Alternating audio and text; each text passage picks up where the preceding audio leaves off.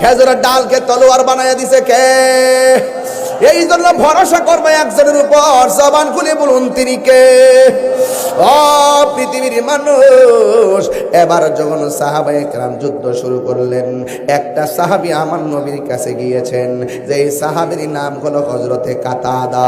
জবানটা খুলে বলেন নামটা কি? কাতাদা রাদিয়াল্লাহু তাআলা আনহু আমার নবীর কাছে গিয়ে বলেন, ইয়া রাসূলুল্লাহ, ইয়া হাবিবাল্লাহ, নবী গো, যুদ্ধ করতে করতে এমন একটা পর্যায়ে গেলাম, আমার দুইটা চোখ প্রায় গালের মধ্যে ঝুলাইয়া দিছে, তীরের আঘাত খেয়ে আমার চোখটা ঝুল্লা গেছে, গালের মধ্যে পড়ে আছে।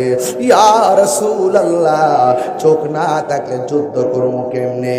অন্তত পক্ষে তো এই চোখটা যদি থাকে, আপনাকে দেখা তো মনের জ্বালা নিবাইতে পারবো।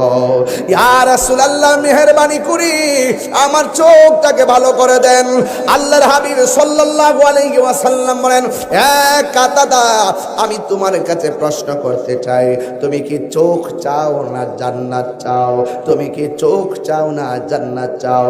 সাহাবী ডাক দিয়া বলে, ইয়া রাসূলুল্লাহ, নবী গো, নবী গো, ও মায়ার নবী, আমি চোখ চাই। এবার নবীর হাত মুবারকের মধ্যে থুতু মুবারক লাগাইলেন, জোরে কোন সুবহানাল্লাহ। আমার নবীর থুতু মুবারক লাগাইলেন।